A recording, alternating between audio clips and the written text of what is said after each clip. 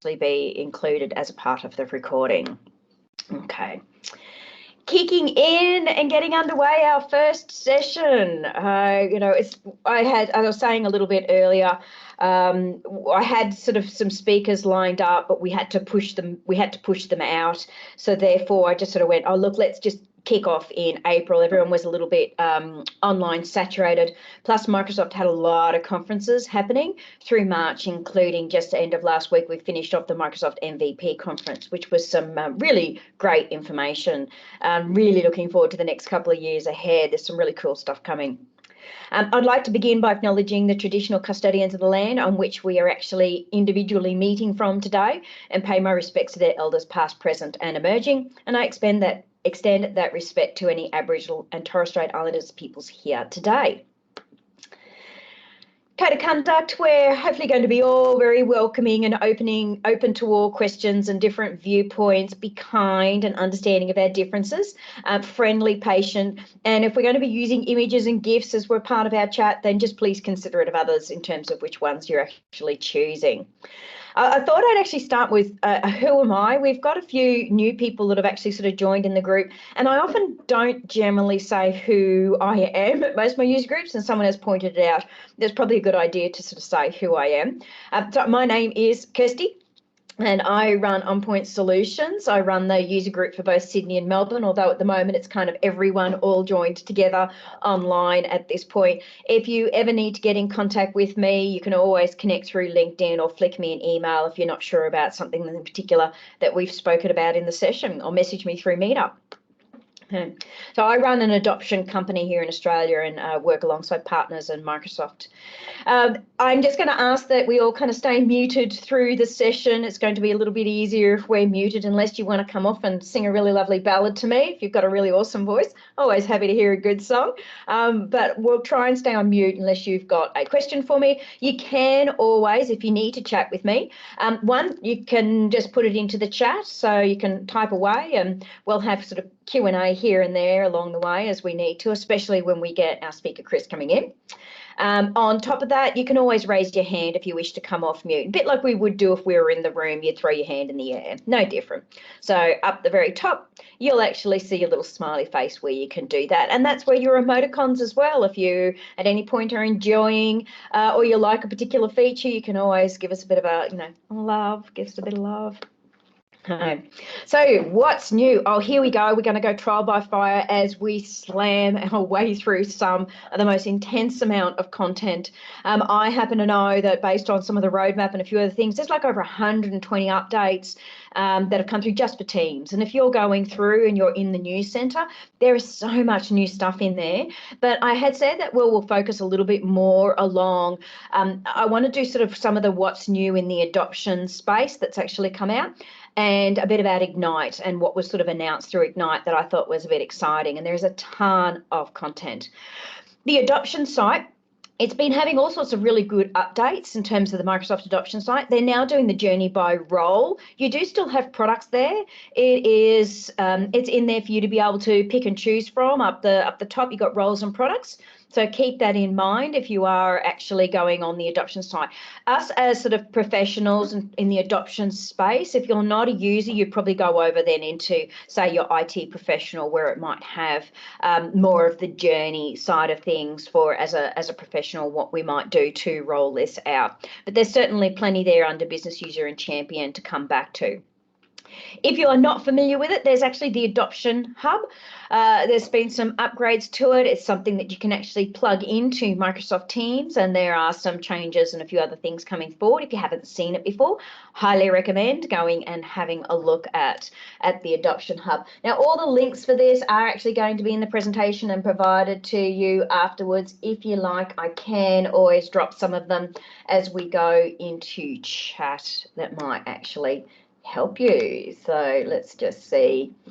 I can drop them over here. Oh, it's very big writing. So, and sorry about that because it's coming over from the presentation. Okay. I'll let you use the presentation rather than sort of punching these in. It might take a little too long considering what we've got to get through. The Teams Champion Management Platform has just been announced. Really cool in terms of managing your champs. It's a plugin that you can actually drop in into Microsoft Teams as a physical app. As part of this, it's got 3 core components. It's got a program management side of things, a leaderboard, and a digital badge. This is kind of what it looks like when you get in there, and it's got some different guides and things around how to be a champion. It's all under the Becoming a Champion. If back on that adoption side, if you go and have a look, you can get in there. The leaderboard. So what you can do as part of the leaderboard, and each of the champs can actually go into their dashboard and add in things that they're doing.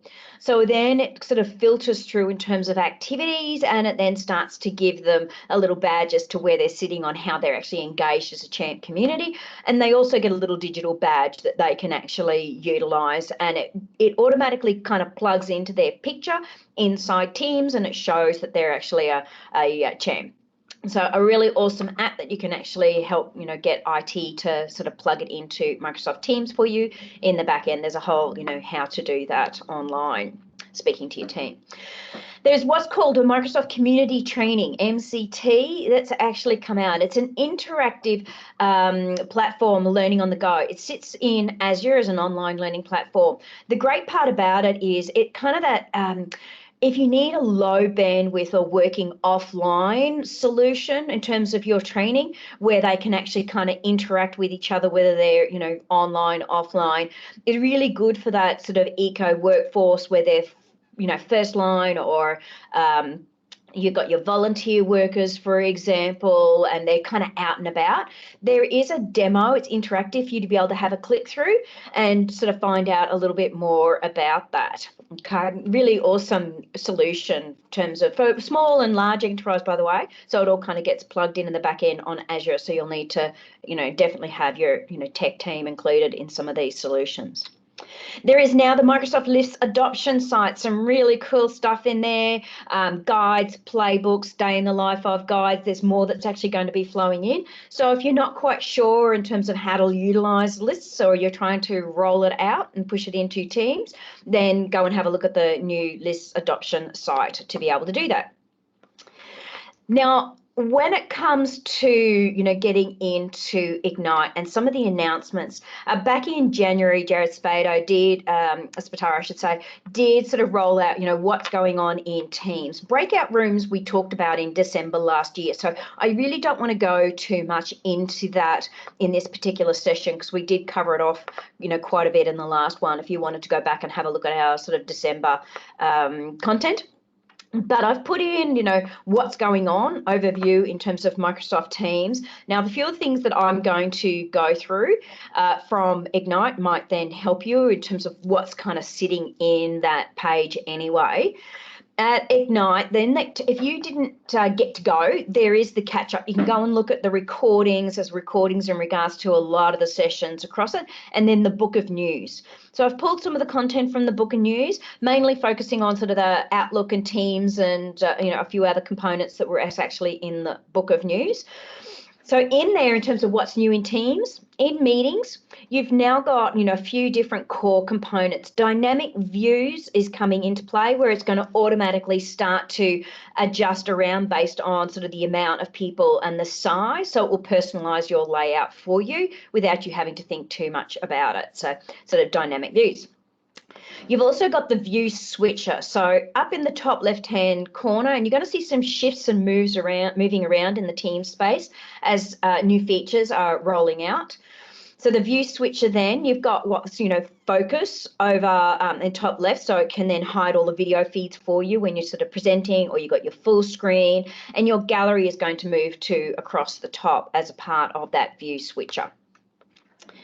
PowerPoint Live now flowing into Microsoft Teams, and there's some really cool stuff that's coming in here in terms of leading a meeting and having a single kind of view when it comes to your notes and slides, so that you can see the meeting chat and the participants, because it's always been a bit of a complaint that often we can't actually see all the various components that we need to be able to consume that content while we're actually sort of presenting. So that's coming in.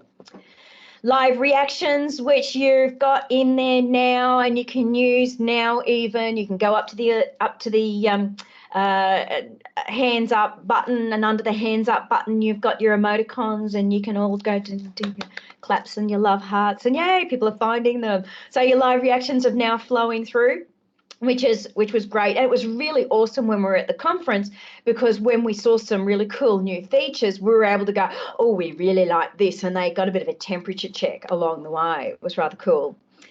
When it comes to new features, webinars is rolling in. You may have seen this.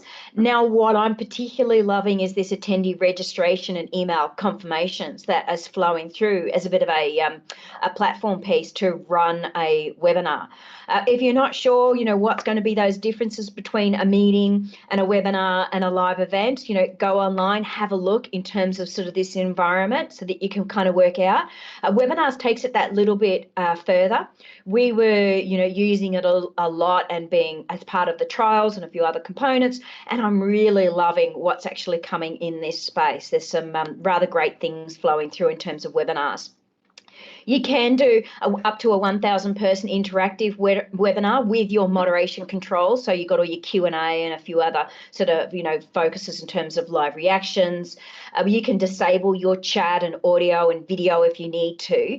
When you start to go over 1,000 people, up to, getting into 10,000, then it's going to actually go into a view-only broadcast. It's going to start dropping off certain components and disabling things like, audio and video for your attendees. They will continue to support up to a 20,000 person broadcast right through till the end of the year. Okay. The main thing is that, you can have quite large broadcasts, but the more people you have come in, then the more it kind of reduces down some of the features that are actually included. You will get some attendee reporting coming through in terms of, who attended, how long. You can download that attendee report as well to be able to produce your own custom reports. Okay. Shared channels came out in terms of working with what's called Teams Connect. Will Teams live events still exist, or will it morph into Teams webinars? Look, Paul, there's certainly some roadmaps at the moment. They're all separate. They're offering different features and functionality in terms of meetings, events, and webinars with different features. Okay. So then our shared channels with Teams Connect.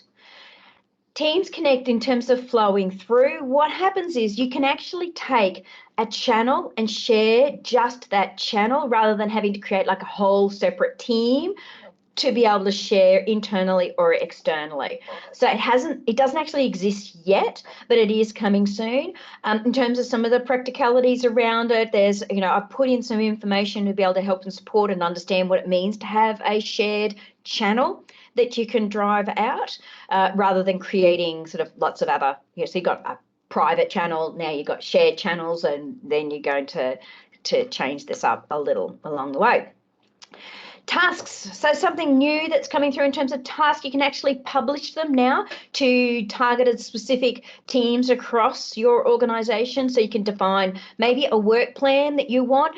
It could be, for example, they've provided a sort of a example online around a retail where you're rolling out something. It's going to be the same across all the different stores. So you might want to publish those same tasks out to everywhere in each of the different stores for teams so they can sort of tick them off, for example. So publishing a whole heap out. Okay. What's new in Office? You can now draft your documents with voice using sort of the new dictation toolbar that's flowing through. In Outlook, you've got sort of native language where you can search for the way that you would actually say it, and your share to Teams button, which we've had coming through, but now that's sort of rolled out. You should hopefully start to see that in your tenants. Community announcements. As part of your announcements in Yammer, you've got a little tick box where you can actually go notify the members by email as well, because if you're not actually sure how many it's going out in terms of your Yammer community announcements, you can now push it out to a bit of a broader, wider audience in terms of the announcements and via email with a tick box. And there's plenty more in terms of Yammer heaps of functionality and features in there too, for example. So have a look and keep an eye out on that. In terms of, I'll come back here, Presenter Coach. There's some new features that have followed through on the Presenter Coach in terms of body language, repetitive language, and pronunciation, for example. But the pronunciation is based on the general American English as that starting point, so you can turn it on and off if you need to. Repetitive language will give you a list of synonyms, and then there's sort of body language as well. So it will give you, a bit of a report as well as a part of this. So we'll see then in terms of some of the repetitive language, it will tell you what it looks like and what's actually happening so that you can, present a little bit more powerfully. Okay. Universal Print has rolled out. This is very much for that sort of more tech community. Great to know, as I suppose, in terms of adoption, people being able to utilize this technology. I think it's an important component. It's rather exciting to be able to know that you can kind of print from anywhere as long as you're connected to internet and you're actually authenticated with your organization through Azure AD. That I thought was rather exciting. There's so many people in terms of working from home and need to print it into offices without having complex solutions to be able to do it. So it's all being built there a little bit more. In terms of Outlook, features that are actually there that we can use in Outlook on the web is what's called boards. So we can organize our sort of task lists, and that's not actually playing my little GIFs anymore. It did it at first, unfortunately, but it stopped. But you'll be able to see that in the replay. I can always present my desktop if we need to be able to see them going live. So we create a little task board of which your calendar then brings all the boards up side by side, where it's got tasks and notes, files, links, goals, reminders, some rather cool features and functionalities that are actually there if you're working through Outlook on the web. There's lots coming through in the online environment. You're not going to see those on your desktop at this point. It is Outlook on the web. Suggested scheduling. So if you're going to schedule a meeting and it's a commitment that's going to be over the top of something else, then what it will do is on your mobile phone, it will actually assist you and give you a little sort of a slide through of suggestions of other times for you to be able to select from. And hopefully we actually have Chris now in to join and present. Let's just see if he is there.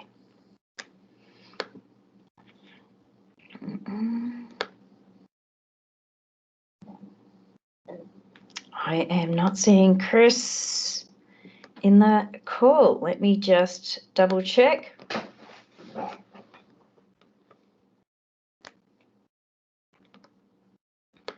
We did try connecting a couple of times. He said he was all good.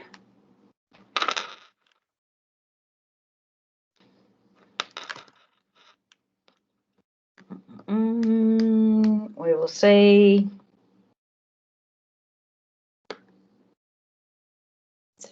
Because he definitely has a lot and he has confirmed. Maybe he's got caught up. Do you know if Microsoft's planning to bring back the Microsoft Service Adoption Specialist certification? It is still there. It hasn't actually gone. It's just moved over into the new Learn platform, Shirley. So it is available. I will show you. I'll go in a little further in terms of where do I find? I'll just click on the link and I can actually show you. So if you're going in and you look under your M365 service adoption, you will actually find your information online through docs, so your docs.microsoft.com, and it will actually outline all of your information on how to become a service adoption specialist. There is going to be sort of layering and there are different levels in terms of accreditation as well to be able to support you. Let me just double check. I will come back to you in a minute and see if I can get a hold of him. I might just give him a quick call even.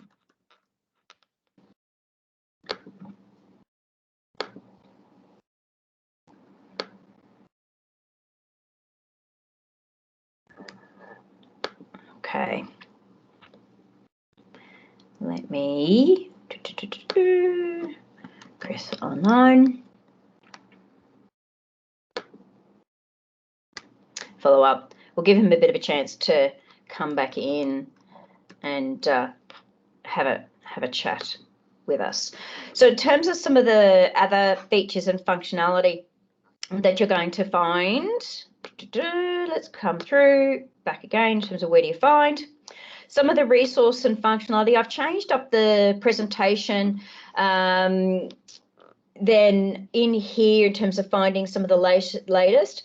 I've dropped in answers.microsoft.com where you can go and find further information, the what's new in Office 365, sort of around Office, if you're trying to sort of find some of this content. Have a look on the Fluid Framework. We used to have the preview there, but the Fluid Framework will be able to help you in terms of a few other things.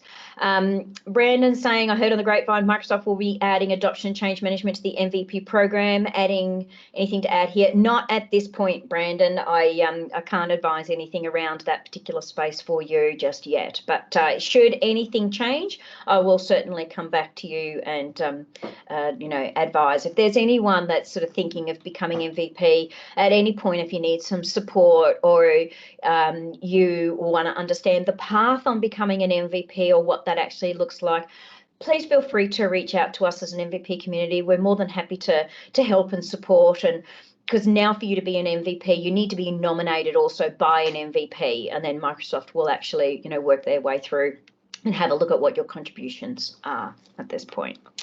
Just see if we've got Chris yet. We have lost Chris for the session. He's still not in. I will have to follow up. My apologies, everyone. It's going to potentially be a little bit of a short session, but what I'll do is I can walk you through some of the Viva components. Of course, it's always better if we've actually got sort of Chris doing this. Let me come back for you. And I'm going to walk you through a few of the different components. In terms of, we've been on the conference and at MVP and pulling this apart an awful lot. What I'm going to do is I'm just going to present instead my desktop. And let me take you online so I can actually drive down into this a little bit more for you.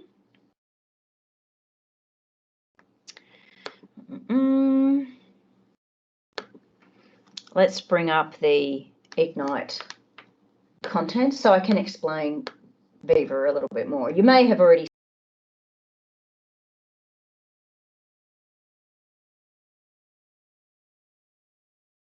in terms of the Viva information.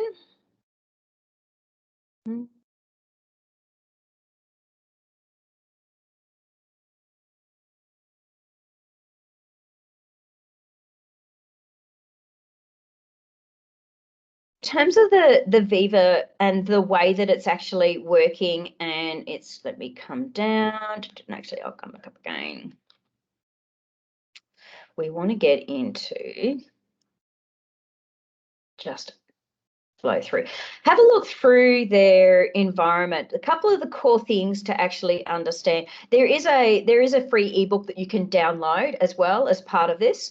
Go and have a look in terms of that and some of the videos. I'm going to just go through this to learn more. Some of the core things to actually understand when it comes to Viva Connect. You can actually drop Viva Connect in terms of your connections. I'm just going to drop to this first. Viva Connect, you can actually bring in to your tenant now. So you can go in, and there's a few core things that you need to be able to do to get Viva Connections up and running, by the way. You do need to have a SharePoint home site. So you have to have that hub, I should say, to have the hub up and running and ready to go so that you can drop that in. Because one of the core things about bringing all this stuff together, it's what sits in the back end. When we look at, and I'll just come back in terms of Viva Topics. Viva Topics is sort of based on, a whole heap of tagging where it starts to flow through. So you can hover over information. It will start to sort of draw in, some certain components to be able to put knowledge back into the hands of the individual people. So it will draw from anything that you actually have access to.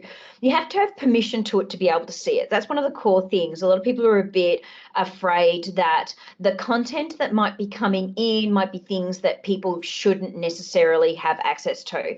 So if they do, then what it will do is it'll come up onto sort of boards and it will flow through. The great thing is it will start to flow through into teams and into different boards based on this. Now, usually we actually have others that will kind of be in charge of making sure that, you know, what kind of gets tagged based on those topics. Our core people are kind of assigned to be able to do that, to keep them organized. It is all based on using AI, so it will filter up information for your organization that will actually flow in to sort of keep you kind of connected, ultimately, to make it really easy to be able to work with.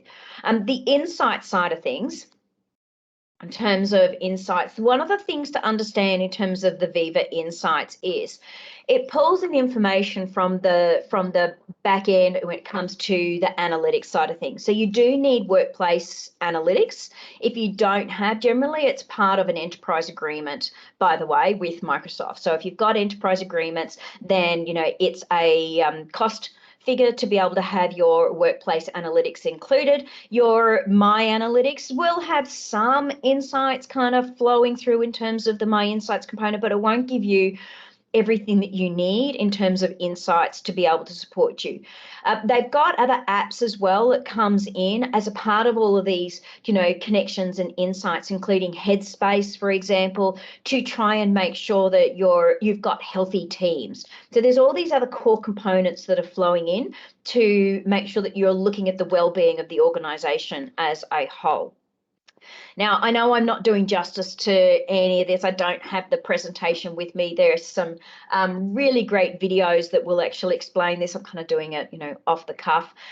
In terms of Viva Learning, what I particularly love about Viva Learning is it's pulling in from a variety of sources. So you've got the My Learning Paths, which will come in. You've got LinkedIn Learning. You can actually bring in and there's a couple of core external learning providers that you'll be able to plug in as well to be able to have one place to be able to view all your learning. So all these sort of core things will all come in together to then go in as a part of your Viva Learning app.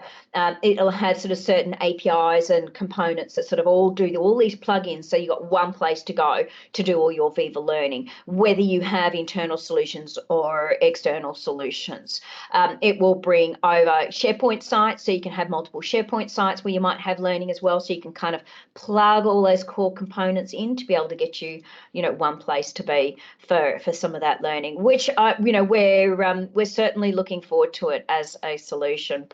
And I will reach out and maybe see if I can get, you know, Chris potentially for next month, considering unfortunately he hasn't actually dropped into the session. He must have got caught up. So our apologies, even though it is in his calendar.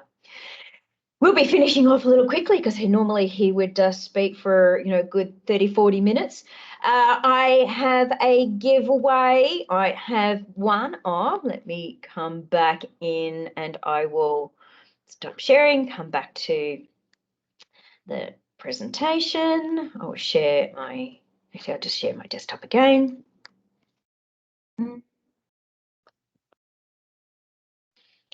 Just come back into present. And let's just swap over this. Okay. So in terms of the prize, and I know that the questions that I'm asking now is based off Viva Learning. We were supposed to have a 40-minute, but I went through the 4 key components that actually make up Microsoft Viva. I'd like you to throw into chat for me in terms of winning the Microsoft Adopt and Embrace Microsoft Teams book. If you can tell me what are those 4 components that actually make up Microsoft Viva? If you can drop them into chat. Let's see who is first off the mark to tell us what are those 4 components that make up Microsoft Viva.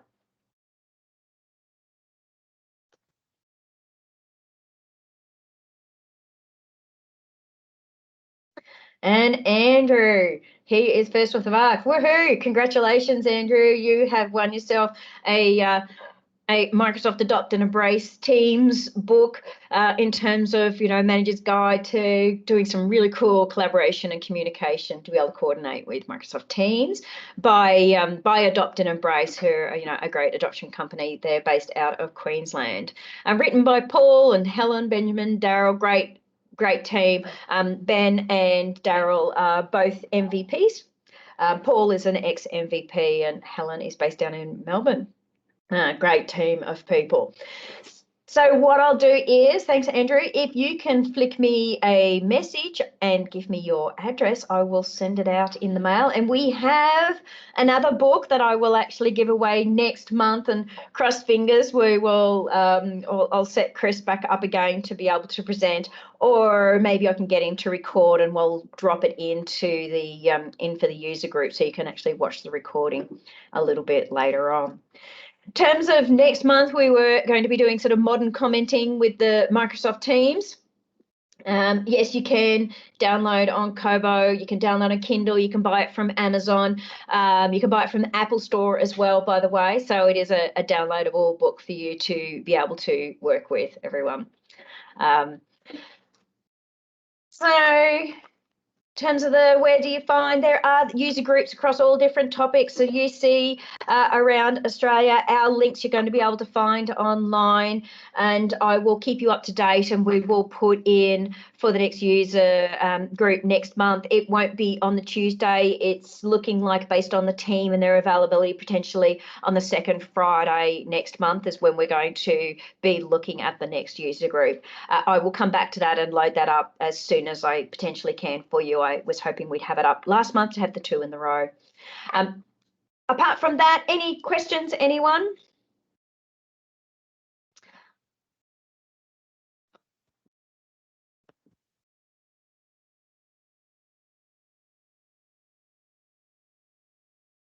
No, if not, I will end the recording and we'll come back cross fingers with our session. If you've got any questions around some of the content that's actually come through, I'm happy to walk you through anything there to be able to support you in terms of some of those new features or anything that you've seen online. There is so much more through the Message Centre than what I've presented on today, guys. Absolutely so much. If you don't have access to the Message Centre, you can actually get yourself as a on the reports, receiving reports and having that flow through as well into your assigned to be able to receive the Message Centre to be able to see what's coming through. Okay. Okay, everyone. I know it's much shorter than we usually have. We've been doing sort of an hour and a half lately. You've got a 30-minute quick check-in on what's new. Okay, everyone, thank you for joining.